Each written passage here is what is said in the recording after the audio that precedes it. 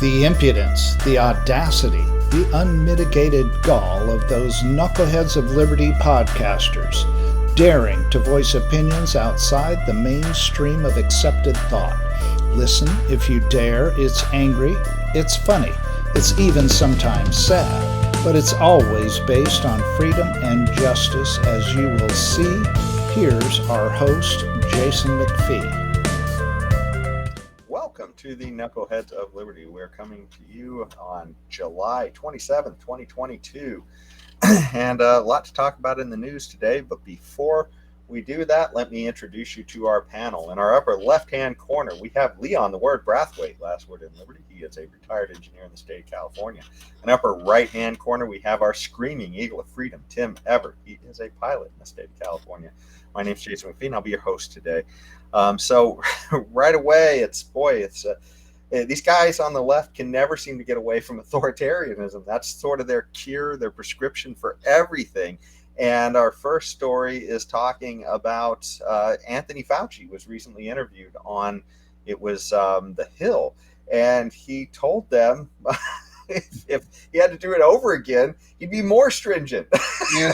So, maybe he didn't get all the cues that he wanted from China.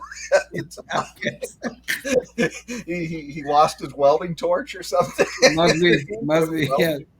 He's angry he didn't kill any household pets. Yeah, I guess so. Yeah, but it's just absolutely insane. I mean, he was literally interviewed recently, and he said that if he had to do it again, he'd be more stringent. And of course, this is the guy who lied about masks for everybody's benefit, supposedly at first, and then told everybody that they needed 2 masks. Yes. So, I don't know. I mean, what was he? Maybe more stringent? 5 masks? Yes, I guess. What do you guys have to say about this? This is insanity. I just figured out he looks like a cardinal or a bishop or a pope or something. He looks so Catholic. Maybe it's because he's Italian. I don't know. Or it's that gray hair. Yeah, of course I should talk, but anyway, I guess he's angry. He didn't kill enough puppies and didn't lock people up like in China, and maybe shoot the defectors, and who knows what this guy what comes up in this guy's brain. Didn't damage the economy enough, didn't destroy the lives of small business owners and all kinds of people actually in the service industry. Didn't unemploy enough marginalized workers already, apparently, from if he's and then of course you've got Sweden and other countries that didn't lock down hardly at all, or didn't lock down at all, and didn't have mask mandates, and they did just the same as everybody else, maybe better. And it's the virus. He ought to know. It's just going to go. It's going to run its course. It's just going to infect people, and there you have it. Nothing you can do about it, really. And the more you try to crunch down on it, the more harm you do in other ways. Maybe let's just say it's less, that there's less people that catch COVID. And so it's a success to social distance and wear masks, and let's just say it's unequivocal. But to do that, you have to sacrifice in other ways. Okay, it's a broken window fallacy, the seen and the unseen. So what unseen areas that you're not paying attention to that now suddenly, and that's what we've seen in all the research and data that came out, is that many people died from other diseases they weren't able to get care for, and so on and so forth. So anyway, what else can you expect from this guy? Indeed. The thing is that the government officials are not held accountable for the disasters they create in people's lives. And during the pandemic, there were a lot of disasters and a lot of harm that was done, especially to our children. Fauci said in that video that he was not for school lockdown. He did not recommend the locking down of schools, but he just wanted the kids to be in a safe environment where they could learn, blah blah blah, some nonsense like that. This man is lying. Okay, he's lying. And there's enough evidence to suggest that this man was engaged in a lot of unethical, if not criminal conduct in terms of the funding and also the things that was going on in that Wuhan lab that the NHI is associated with. I mean, there's a third party involved also. But the point is though, these authoritarians, they always look for ways to take away our freedoms and take away our liberties. That is what they always look for. And then when the harm is done, they could get on TV and lie about their positions originally. Fauci never said anything about, oh, we shouldn't lock down. No, we can manage this thing. He never said that. He never once said that, well, we should try to live with this thing. And look at even now, he's talking about more stringent. He should have been more stringent. So he never talked about us learning to live with COVID. He never talked about. But listen to that interview. You'll swear he was not giving the kind of advice that he actually gave. This man is a liar and maybe a criminal. I'm not sure about the criminal part, but certainly a liar. Well, they certainly told us that we couldn't, that we wouldn't be likely to catch this at first if we had the vaccine. Exactly. And, oh my God, he's caught it more times than I have, I think. And so has Mr. Biden here, who frequently was running around without his mask, constantly touching his face and shaking hands with people. He had COVID. And fist bumping too. Yes, I think Biden was a vector. I think just walking around like Mr. Magoo, with but it's just crazy. I mean, all this stuff. It's but there's an interesting point about this, about Biden catching COVID. When Trump caught COVID in October of 2020, the media was up in arms about a super spreader. Oh, this man is so irresponsible. How could he allow this to happen? So many people got infected, blah, blah, blah. They went on and on they went on about Trump. So now that Biden caught COVID, and of course, several people in the White House have tested positive for the virus, where's the media now to tell us how irresponsible Joe Biden is? Where's the media? Where's the media to tell us about the super spreader that's in the White House and in the Oval Office? Where are they? They have suddenly disappeared. They have found religion. Oh, Biden is responsible, but he just accidentally got COVID. But that was not the case for Trump, obviously not. Well, it was kind of funny too, because he gave and I don't have an image of this with me, but he gave a address from the White House after coming down with COVID, and he was apparently on the same balcony as Trump without a mask, telling everybody what good shape he's in.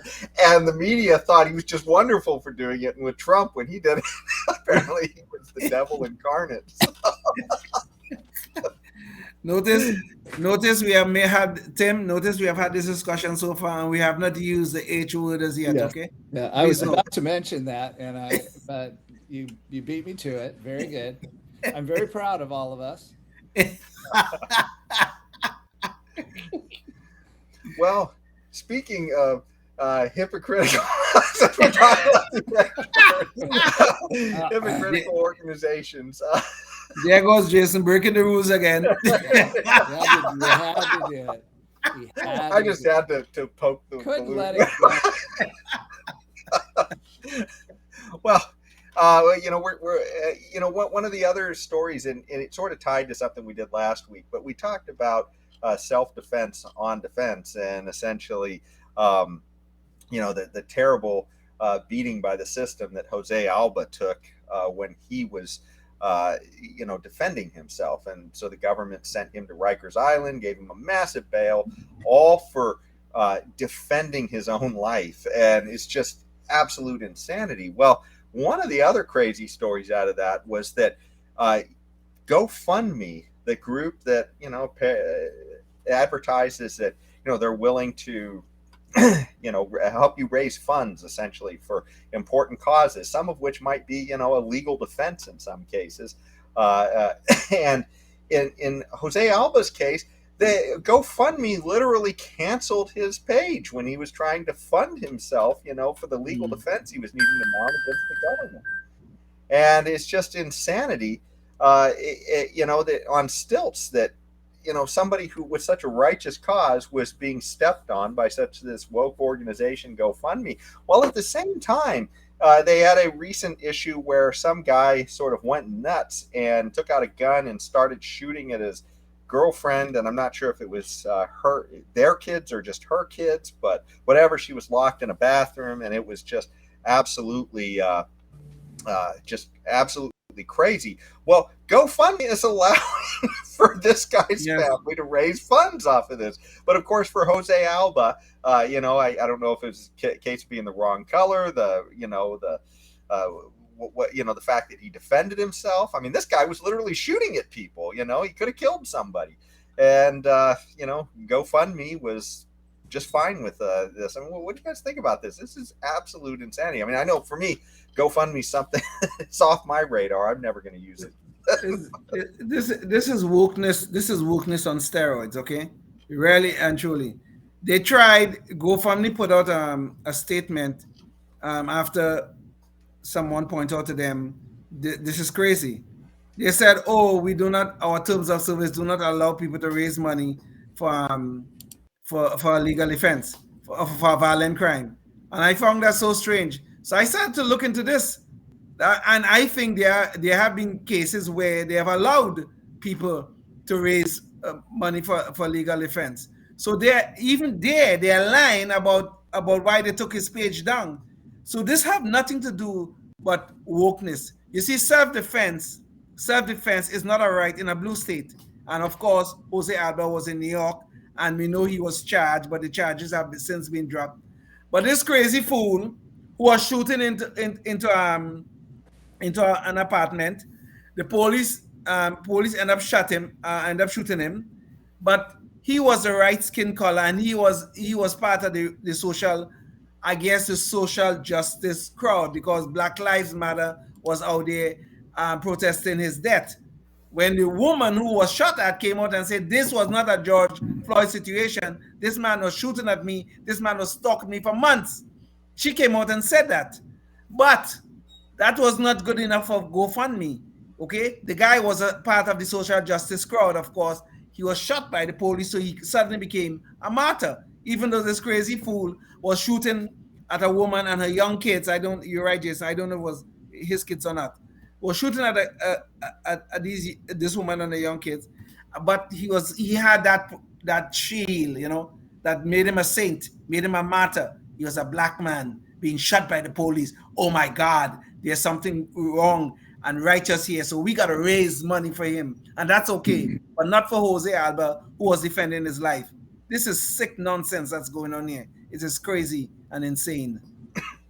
Yeah, boy, that's a tough one to follow, Leon. I guess the left just wants black people to be able to do anything to anyone at any time, however they please.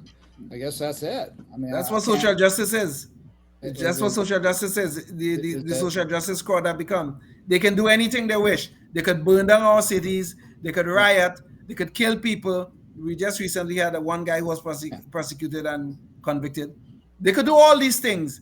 And yet the media will tell us, oh, it was a mostly peaceful protest. These people are rioting and burn down these cities. And that is what they want to tell us. Oh, it was mostly peaceful. Don't worry about it. It's all going to be nice and wonderful. Well, I wonder what would happen if they burned down the studios at ABC, NBC, or CBS, or one of those. How about that? How about they burn? Good question. They take a bulldozer and cut down the towers that broadcast their television programs. And yes. How about that? Then what would they say?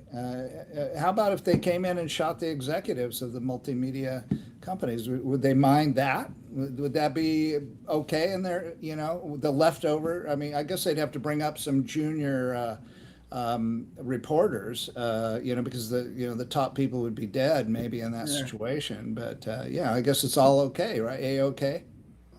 I guess the social justice crowd will probably find some way to justify it. I don't know, but probably. Well, the other odd thing about this too is that it's somebody who is raising money for their defense. They're not actually raising money to go commit a crime. They're raising money to try and show that they're not guilty because they haven't been proven guilty. In the case of Jose Alba, and it would be almost the same argument as, oh my God, we can't fund a public defender because he might be guilty. I mean, that's literally what our government does: is we fund somebody to defend somebody. It's absolutely insanity. But let me get on to another. What was their excuse for the truckers in? They pulled the plug on the truckers up in Canada. That was a political protest. You can't you can't fund political protests, or is it only the ones that are protesting for leftist ideas? Is that what GoFundMe is GoFundMe? Tim, words are violence as long as they're against the left, right? I mean, that's what we've been told. I didn't, but that, Jason, but that's a very good question that Tim is raising here. What was the answer to the outrage that came out of them trying to pull the money? Well, they did pull the money from the truckers in Canada. What was I did now that Tim have asked the question, it's something we should find out, because this is very interesting. Because they took away the money from Jose Alba, okay? And of course, that was self-defense, which they find so objectionable. Now, and the truckers in Canada who were protesting the Justin Trudeau and his authoritarian rules and games, and they took away the money from that too. And what was the excuse then? I'm not sure. This is interesting. I don't remember, but I think it probably had something to do with insurrection-y activity, probably. Because I'm pretty that's sure a new word, insurrection-y. Well, I think this is because this happened after the January 6th thing. So this was I think at that point the left was on a kick where anything that was against any kind of lefty government was at that point insurrection, right? And they were parking their trucks, they were encircling the Capitol, I guess, and causing Justin Trudeau to flee into hiding, bravely flee. Yeah. Well. Alrighty. Well, let's jump to the Good Guys with Guns episode first. If we have time for the other one, we'll get to that. So, alrighty, let me pull it up while we're at it. This one happened in Detroit. Yeah, there he is. This last June 7th this year, an early morning home invasion ended in the fatal shooting of the suspect on Detroit's west side. Homeowner Maiso Jackson, if I'm pronouncing that right, has lived in his home for 20 years, and he's owned his gun for the last 8. He's taken lessons on how to handle that firearm. Early this morning, that training was put into action. I had to do what I had to do to save my life, he said. Maiso Jackson awoke around 4:30 in the morning, Tuesday, to a man pounding on his door and yelling. Parts of the encounter were captured on his Ring doorbell. There he is. Camera at his home on Salem Street on Detroit's west side. He was talking about how someone owed him money. I said, "No one here owes you money," Jackson said. "I don't know what you're talking about." Jackson says he tried to reason with the man from inside his house. He wouldn't leave, so I dialed 911, he said. While they waited for police, he says, things escalated. Then he went around the window here and busted that window out, Jackson said. Fearing the destruction wouldn't stop, Jackson armed himself. I came outside and said, "You have to leave. You can't be doing this," he said. So then he reached for his gun and pulled it out. I had to defend myself. I had to shoot him because of that. Jackson fired 4 shots, hitting the man in the chest, killing him. It was me or him at that point, he said. I didn't want to hurt nobody, but he just wouldn't quit. When police did arrive, Jackson says he followed their orders and was led away in handcuffs to questioning. Knowing he was a lawful gun owner, he said he was aware the police had an investigation to do. I was just in shock he wouldn't leave. He tried to kill me and I didn't do nothing to the guy. Jackson said, that's the part that's kind of sad. He was hopeful that the law would be on his side once the police heard his stories. the story, you can't help but defend yourself. You have no choice but to. He said, by sharing his story with Fox 2 News, he is hopeful that someone might take away a lesson or two from his encounter. You have to be on guard. You have to be prepared. You can't just let people run you over and hurt you and not do anything about it. You have to defend yourself. Detroit police did confirm to Fox 2 that the homeowner, Jackson, was questioned for a few hours by police and released without any charges. But cases like these are subject to review by the prosecutor's office, which is what they are. There we go. I thought one of the interesting things there is he said that, you have a right to defend yourself. Not in Canada. They've literally And apparently not in New York City either, because Jose Alba was trying to defend himself and they arrested him and charged him. Yeah. No, the charges have been dropped, but he was charged. Oh, okay. So he's not. Oh, wait a minute. So now the GoFundMe thing, going back to that was for a criminal case, a defense, correct? Yes. So he's not charged. So he's no longer under criminal indictment. Is that correct? Yeah, that's correct. Yes. What's the point, though? Well, the point is that if anybody wants to give him money through GoFundMe now, the door should be open to Jose Alba. Oh, I see. I mean, if that was the only thing blocking his getting GoFundMe funds, then was if he was under an indictment for criminal indictment, yes. Yeah, for a criminal offense, and they decided not to charge him or drop charges or whatever because they reviewed the case and go, well, this case self-defense, plain and simple, done deal. You're free to go home. No charges against you. So now, and by the way, to help recoup the money you lost through this entire ordeal and the hereafter, GoFundMe can now the door is open. Correct? GoFundMe. I mean, I'm just asking. Just asking a question. Good question. I tell you, pinning down the left is like trying to nail Jello to a wall. Yeah. Constantly moving. Yeah, moving target. Logic is not your strong point. Definitely not.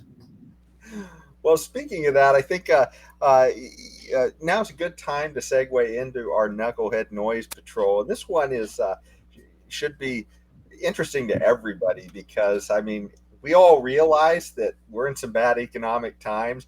Apparently, the White House believes he can get out of those bad economic times simply by redefining what good economic times and bad economic times are.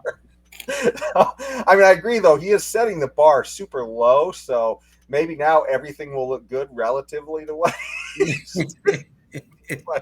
but it's crazy. I mean, so apparently, we had a first quarter with negative GDP. And so now the report is about to come out that says, it's supposed to say, I guess, at the end of the week that we are in a second straight quarter of negative GDP, which then means we are in a recession. That is the common definition for everybody on what a recession is.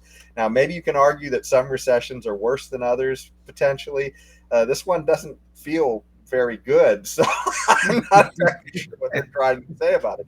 But the Biden administration is literally trying to say, hey, you know what, a recession, whatever you've heard a recession is, it's not that. Just like they can't figure out what a woman is over there, and apparently they're not clear on self-defense. All these things. Oh, they're clear on self-defense. You have no right to self-defense. That's true. That's right. You Neanderthals, you. Well, let me read the White House's statement real quick here. So it says, and this is in mind that they are aware that this is coming out. This, second quarter report is coming out, and so they're trying to head it off. And they're saying, what is a recession? While some maintain that 2 consecutive quarters of falling GDP constitute a recession, that is neither the official definition nor the way economists evaluate the state of the business cycle. Instead, both official determinations of recessions and economists' assessments of economic activity are based on a holistic look at the data, including the labor market, consumer and business spending, industrial production and incomes. Based on these data, it is unlikely that the decline in GDP in the first quarter of this year, even followed by another GDP decline in the second quarter, indicates a recession. So they're just trying to say, recession. No, but it's not a recession. This is actually we're in nirvana. Apparently. I don't know. Yeah. What do you guys think about this? Well, I thought that looking at the GDP was looking at it holistically by itself. Exactly, because it's a good indicator of how much goods and services are being produced in the economy. I mean, it's got its flaws like they all do, but it's a pretty good barometer of what's going on, okay, there's other barometers, and you want to look at everything else, true, but I think you can go ahead and base your definition off of GDP when it comes to recessions, like we always have in the past, and nobody ever tried to redefine what a recession was. And I mean, they can define their way into prosperity if they want. I imagine, I mean, they could, pick some other litmus test. Hey, more millionaires were created, and so therefore we're not in a recession. How about that? I was just thinking of that, Tim. The number of trillionaires or billionaires in Zimbabwe, right? Yeah, that's right. I think half the country were billionaires in Zimbabwe, if you want the truth. Yeah. I mean, they can define, they can just redefine themselves right into, Biden is the best president in the whole wide world, and I don't care what anybody else thinks. Exactly, the best. What do you think, Leon? But even the idiot that put that statement out, you have to think about the level of intelligence that's going on here, or you have to think they think very little of our level of intelligence. Because here is GDP, right? That is that broad measure of economic activity going on in our economy. But into that number that we see, that whether it's a 1% growth or 2% decline, whatever, into that number, labor market data going, investments going, and all that kind of stuff going to give us that broad number. So the idiots are now telling us we should double count, or we should pull those numbers out of the big number, and then we'll find out that there's no real thing as a recession going on. This is how they think. They think we're so damn stupid. But the point of the matter is, the whole point of this whole thing here, the left is very good at doing one thing. They redefine words and to make it sound better. Okay? And they do this in all sectors of the economy, not only on this particular issue that we're talking about right now, but all sectors of our life. Look at something that they have done, and apparently quite successfully. You know what is reproductive rights? You know what that is in America? Reproductive rights is the right to kill the unborn. That is how it's been defined. You hear about diversity, equity, and inclusion, those nice sounding words. That is about giving preference to non-whites and to women. Okay? And you could go on and on. There's a whole list of them you could go on. You could talk about the capacity to be pregnant. Listen to that redefinement that's going on right now. Now they're saying that, men can be pregnant. So we cannot talk about women anymore. We have to redefine that to include all people who have the capacity to be pregnant. What nonsense is going on here? What, they think we're so damn stupid we wouldn't know the difference? We can't tell the difference between a man and a woman. We can't tell the difference between killing something and keeping it alive and having it reproduce. And we certainly cannot tell the difference between a recession and normal business activity where we are not in recession. We can't tell that difference because we are too damn stupid. That is what they think of us. Well, they have a track record, and they are good at one other thing, and that is to blame or call people Putin's puppets. So, so they do that pretty well, and so they have this track record, and so who would blame them for thinking that people are stupid because their constituents, the Democrats that voted for Biden, and the Democrats that engineered, and I just have to say it, just because I haven't in a while, but calling Tulsi Gabbard Putin's puppet, if they can get that lie sold to the masses of the Democratic Party, then then what else are they going to think? But I guess they're thinking most Democrats, and they're the only people that listen to me anyway, are dumb. So I might as well say dumb stuff to them because they bought this whole baloney about Tulsi Gabbard as an example, just one example. Yes, yes. I had to mention Tulsi. Yeah, of course. We noticed him. No worry, we noticed. Well, this is the crazy thing. I mean, this is the administration was literally trying to put out a bureau of misinformation, right? I mean, a board of misinformation to be able to tell people that what they know or don't know either is or isn't so. Yes, exactly. Just on the fly, redefining everything to be what they want it to be. It's absolute insanity. But this is what they do. They obfuscate the metrics, so it makes it hard for anybody to evaluate what they're doing. We see this with the schools as well, where they are throwing out the SATs in California because they're not getting the results that they want. So therefore, throw out the metric. Of course. Yeah.